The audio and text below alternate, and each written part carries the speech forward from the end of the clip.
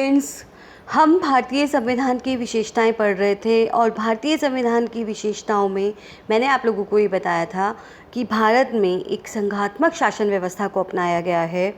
संघात्मक शासन ऐसा शासन होता है जिसमें संविधान के द्वारा स्पष्ट रूप से केंद्र और राज्यों के मध्य शक्तियों का विभाजन कर दिया जाता है।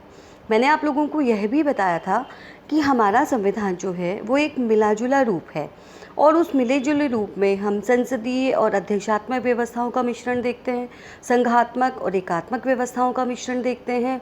भारत ने संसदीय व्यवस्था ब्रिटेन से ग्रहण की और संघात्मक व्यवस्था अमेरिका से ग्रहण की, जबकि ब्रिटेन में संसदीय एकात्मक शासन को अपनाया गया है, अमेरिका में अध्यक्षात्मक संघात्मक शासन को अपनाया गया है। लेकिन भारतीय संविधान के निर्माताओं ने भारत की विशिष्ट परिस्थितियों को देखते हुए भारत के लिए ब्रिटिश संसदीय व्यवस्था का वर्णन किया और अमेरिकन संघात्मक व्यवस्था को चुना। उसका कारण ये था कि भारत आज़ादी से पहले अलग अलग रियासतों में बटा हुआ था और अलग अलग रियासतों में बटा हुआ था, तो उनको एकीकृत करने के लिए राज्यों को स्वतंत्रता स्वायत्तता दिया जाना बहुत आवश्यक था। तो अगर ब्रिटिश एकात्मक शासन को दोबारा लागू किया जाता तो यह लगता कि हम एक गुलामी से निकल करके राज्य दूसरी गुलामी में चले जाएंगे, ऐसा संविधान निर्माताओं का मानना था।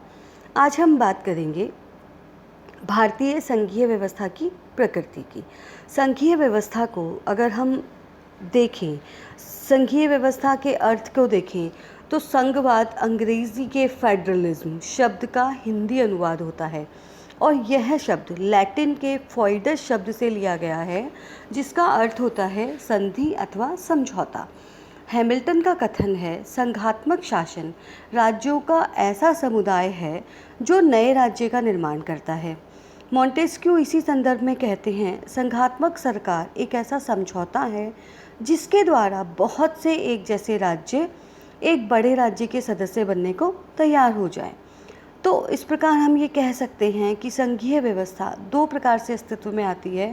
पहली व्यवस्था में संघों का निर्माण स्वतंत्र राज्यों द्वारा किया जाता है जो सामान्य सुरक्षात्मक राजनीतिक तथा आर्थिक उद्देश्यों को पारस्परिक सहयोग द्वारा प्राप्त करना चाहते हैं। यह व्यवस्था अमेरिका में अपनाई गई है। दूसरी व्यवस्था के अंतर्गत केंद्रीय सरकार द्वारा प्रांतों को स्वायत्तता प्रदान की जाती है, जिससे एकात्मक व्यवस्था संघात्मक व्यवस्था में परिवर्तित हो जाती है और इस तरह की व्यवस्था को कनाडा में अपनाया गया है। अब हम बात करेंगे भारतीय संघीय व्यवस्था की प्रकृति की। भारत में संविधान द्वारा संघ राज्य की स्थापना की गई है, लेकिन फेडरेशन शब्द का कहीं भी प्रयोग नहीं किया गया है। संविधान के प्रथम अनुच्छेद में राज्यों का संघ शब्दावली प्रयोग में लाई गई है, जिसे स्पष्ट करते हुए डॉक्टर अंबेडकर ने संविधान सभा में कहा था, प्रारूप समिति द्वारा इस शब्दावली का प्रयोग यह स्पष्ट करने के लिए किया गया है, यद्यपि भारत एक संघ राज्य है, लेकिन यह संघ राज्य समझौते का परिणाम न होने के कारण किसी भी राज्य को संघ से अलग होने का अधिकार नहीं है। इस प्रकार भारत में विशिष्ट संघीय स्वरूप को अपनाया गया है और उस विशिष्ट संघीय स्वरूप को अपनाए जाने के कारण इसमें कुछ लक्षण संघात्मक शासन व्यवस्था के हैं तो कुछ लक्षण एकात्मक शासन व्यवस्था के हैं। इसी कारण कतिपय विद्वानों ने भारतीय संघ व्यवस्था के ऊपर अपना डाउट व्यक्त किया है या उसके संदर्भ में वो ये श्योर ही नहीं है कि इसे संघात्मक शासन कहा भी जाना चाहिए या नहीं। इसी संदर्भ में केसी वेयर ने इसे अर्ध संघात्मक कहा है। मॉरिस जोन्स के अनुसार यह सहकारी सौदेबाजी है। अशोक चंदा ने कहा है, भारत विचार तथा कार्यप्रणाली से एकात्मक राज्य ही है। सीपी भांबरी ने इसे शीर्ष संघ कहा है, वहीं जेसी जौहरी इसे समतल संघ की संज्ञा देते हैं। डॉक्टर कृष्णा पी मुखर्जी के अनुसार भारतीय संविधान असंघीय तथा एकात्मक है। प्रोफेसर एलेक्जेंड्रोविच का मानना है कि भारत निसंदेह एक संघ राज्य है जिसमें प्रभुसत्ता के लक्षण केंद्र व राज्यों में निहित है। के संथानम के अनुसार भारतीय संविधान में संघात्मक लक्षण इतने अधिक प्रमुख रूप में विद्यमान है कि यह एक वास्तविक संघात्मक संविधान है। इसी संदर्भ में डॉक्टर अंबेडकर ने कहा है, संघवाद का मुख्य गुण संविधान द्वारा केंद्र व राज्यों के बीच विधायी तथा कार्यपालिका शक्तियों के विभाजन में निहित होता है और हमारे संविधान में इस सिद्धांत को अपनाया गया है। इसी आधार पर यह कहा जा सकता है कि भारत अर्धसंघ नहीं है, बल्कि एकात्मक गुणों को लिए हुए संघात्मक शासन है।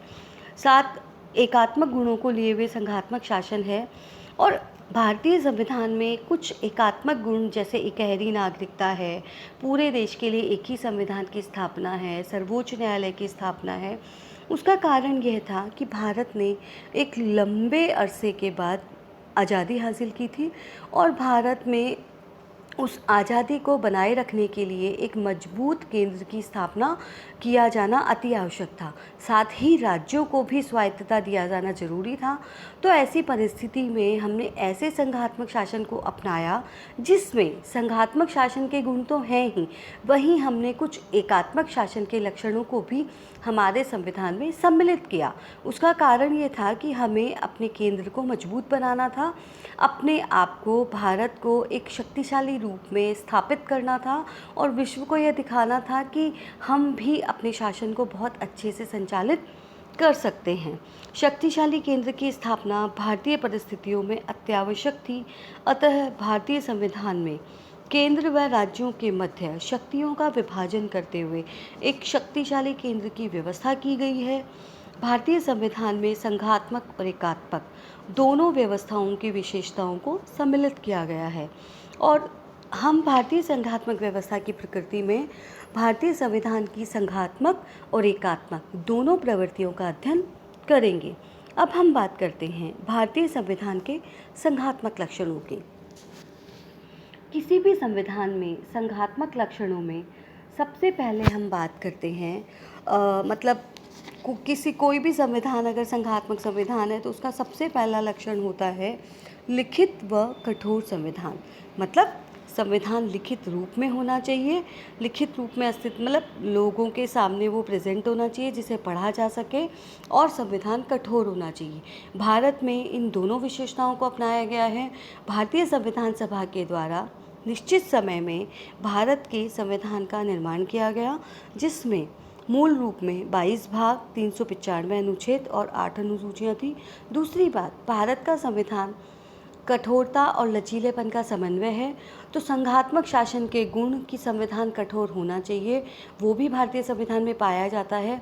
कुछ विषय ऐसे हैं जिन पर संविधान में संशोधन करने का अधिकार केवल संसद के पास नहीं है, केवल राज्यों के पास नहीं है, केवल जनता के पास नहीं है, बल्कि इस तरह की प्रक्रिया को अपनाया गया है जिसमें संसद, राज्य सरकारें और जनता को भी सम्मिलित किया जा सकता है, तभी संविधान में परिवर्तन किया जा सकता है। तो प्रकृति की दृष्टि से भारतीय संविधान में संविधान संशोधन के 3 प्रकारों को अपनाया गया है। वो मैंने आप लोगों को पिछली क्लास में समझा दिया था। फिर भी मूल रूप में भारतीय संविधान लिखित संविधान भी है और एक कठोर संविधान भी है, जो संघात्मक शासन व्यवस्था का एक अनिवार्य गुण होता है और भारत में इस अनिवार्य गुण को अपनाया गया है। दूसरी बात हम करते हैं इसमें दोहरी शासन व्यवस्था की। दोहरी शासन व्यवस्था का मतलब ये होता है कि संघात्मक शासन में केंद्र का और राज्य का शासन अलग अलग संचालित होता है और भारत में इस व्यवस्था को अपनाया गया है। इसके लिए केंद्र और राज्यों के मध्य शक्तियों का विभाजन कर दिया गया है।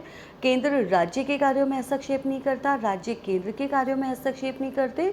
दोनों अपने अपने क्षेत्र में पृथक और स्वतंत्र रहते हुए कार्य करते हैं। और जहाँ पर अंतर्राष्ट्रीय स्तर पे सुरक्षा की बात आती है, भारत को खतरा उत्पन्न होता है, वहाँ पे राज्यों के ऊपर केंद्र की प्रभुसत्ता को स्वीकार किया गया है। लेकिन सामान्य परिस्थितियों में केंद्र सरकारें बिल्कुल स्वतंत्र होती हैं, फ्री होती हैं अपने शासन का संचालन करने के लिए। आगे हम बात करते हैं संघ व राज्यों के मध्य शक्तियों का विभाजन। संघात्मक शासन ऐसा शासन होता है जिसके द्वारा स्पष्ट रूप से केंद्र और राज्यों के मध्य शक्तियों का विभाजन कर दिया जाता है और भारत में इसी विचार को अपनाते हुए संघ और राज्यों के मध्य शक्तियों का विभाजन कर दिया गया है और उस विभाजन के लिए संविधान के द्वारा 3 सूचियों का निर्माण किया गया है। संविधान में एक केंद्र सूची या संघ सूची है, राज्य सूची और समवर्ती सूची। संघ सूची में 97 विषयों को रखा गया है, राज्य सूची में 66 विषयों को तथा समवर्ती सूची में 47 विषयों को सम्मिलित किया गया है। संघ सूची के समस्त विषयों पर कानून निर्माण करने का अधिकार केंद्र सरकार या संसद को होता है। राज्य सूची के समस्त विषयों पर यानी 66 जो विषय हैं उन पर कानून निर्माण करने का अधिकार राज्यों की सरकारों को होता है और समवर्ती सूची में ऐसे विषयों को सम्मिलित किया गया है जिसमें केंद्र व राज्य दोनों सरकारें कानून बना सकती हैं, लेकिन कभी अगर ऐसा हो कि किसी एक विषय पे केंद्र के द्वारा भी और किसी राज्य की सरकार के द्वारा भी कानून बनाया जा रहा है तो ऐसी परिस्थिति में, और अगर उनमें कंट्रोवर्सी है, वो दोनों एक दूसरे के विपरीत हैं, तो ऐसी परिस्थिति में केंद्र के द्वारा बनाया गया कानून मान्य होगा, राज्य सरकार के द्वारा बनाया गया कानून मान्य नहीं होगा। अब हम बात करते हैं संघ सूची के विषयों पर केवल केंद्र सरकार या संघ सरकार कानून बनाएगी। राज्य सूची के जितने भी विषय हैं उन पर राज्य सरकार ही कानून बनाएगी। समवर्ती सूची के विषयों पर दोनों को अधिकार होता है और किसी भी तरह के डाउट की स्थिति में केंद्र के द्वारा बनाया गया कानून मान्य होता है। इसके अलावा जो विषय बच जाते हैं, कुछ ऐसे विषय होते हैं जिनको इसमें सम्मिलित नहीं किया गया है, उन्हें अवशिष्ट विषयों की श्रेणी में रखा गया है और अवशिष्ट विषयों पर कानून निर्माण का अधिकार हमेशा केंद्र सरकार का होता है। इस प्रकार संविधान के द्वारा स्पष्ट रूप से संघात्मक शासन को अपनाते हुए केंद्र और राज्यों के मध्य शक्तियों का विभाजन कर दिया गया है और दोनों एक दूसरे के कार्यों में हस्तक्षेप नहीं करते, बल्कि अपना अपना कार्य स्वतंत्रता पूर्वक करते हैं। इसी आधार पर यह कहा जा सकता है कि भारत में टोटली संघात्मक शासन को अपनाया गया है। आगे हम बात करते हैं संविधान की सर्वोच्चता की। किसी भी संघात्मक राज्य में संविधान का सर्वोच्च होना अति आवश्यक है। भारत में भी इसी को अपनाया गया है। भारतीय संसद तथा राज्यों के विधानमंडल अपनी शक्तियां सीधे संविधान से प्राप्त करते हैं, क्योंकि संविधान ही देश का सर्वोच्च कानून होता है। संविधान के प्रावधानों के विरुद्ध किसी भी प्रकार की कानून का निर्माण संसद या राज्य विधानमंडलों द्वारा संभव नहीं है। संसद व विधानमंडल एक दूसरे के अधिकार क्षेत्र में अतिक्रमण नहीं कर सकते हैं और यदि ऐसा करते हैं तो न्यायपालिका द्वारा ऐसे कानूनों को अवैध घोषित करके रद्द किया जा सकता है। इस प्रकार हम ये कह सकते हैं कि भारतीय संविधान जो है वो सर्वोच्च संविधान है और संविधान के ऊपर कुछ भी नहीं है। पांचवा इसका पॉइंट आता है स्वतंत्र न्यायपालिका। न्यायपालिका को स्वतंत्र रखा गया है, संविधान के दोनों अंगों से ऊपर रखा गया है। न्यायपालिका को संविधान की व्याख्या करने का अधिकार दिया गया है और अगर व्यवस्थापिका द्वारा बनाए गए कानून और कार्यपालिका द्वारा क्रियान्वित किए गए कानून संविधान के अकॉर्डिंग नहीं होते हैं, संविधान के अनुरूप नहीं होते हैं, तो ऐसे कानूनों को न्यायपालिका के द्वारा अवैध घोषित किया जा सकता है और यह न्यायपालिका की सर्वोच्चता होती है और न्यायपालिका की स्वतंत्रता है। न्यायपालिका शासन के दोनों अंगों से स्वतंत्र और पृथक रहते हुए अपना कार्य करती है। फिर हम बात करते हैं संविधान संशोधन की प्रक्रिया की। तो भारत में संविधान संशोधन की प्रक्रिया में 3 प्रक्रियाओं को अपनाया गया है और उस आधार पर ये कहा जा सकता है कि भारत का संविधान एक कठोर संविधान है। उसमें कुछ विषय ऐसे हैं जिसमें संसद के दोनों सदनों के सामान्य बहुमत से परिवर्तन किए जा सकते हैं। कुछ विषय ऐसे हैं जिन पर परिवर्तन के लिए संसद के दोनों सदनों के 2/3 बहुमत होना आवश्यक होता है, लेकिन कुछ विषय ऐसे होते हैं जिन पर परिवर्तन करने के लिए संसद के दोनों सदनों का बहुमत, उसके साथ में विभिन्न सभी राज्यों की विधानसभाओं का उसमें पक्ष उनका बहुमत होना चाहिए और कुछ स्तर पे जनता की राय भी उसमें ली जाती है। तो इस प्रकार से संविधान के संशोधन की प्रक्रिया ऐसी रखी गई है जैसी एक संघात्मक शासन में अपेक्षित की जाती है। अब हम बात करते हैं उच्च सदन की व्यवस्था की। भारतीय संसद द्विसदनात्मक है, जिसमें उच्च सदन राज्यों का सदन है, यानी उसके द्वारा राज्यों को प्रतिनिधित्व प्रदान किया जाता है। लेकिन प्रतिनिधित्व की विशेषता यह है कि यह राज्यों की समानता के सिद्धांत पर आधारित न होकर जनसंख्या के आधार पर होता है।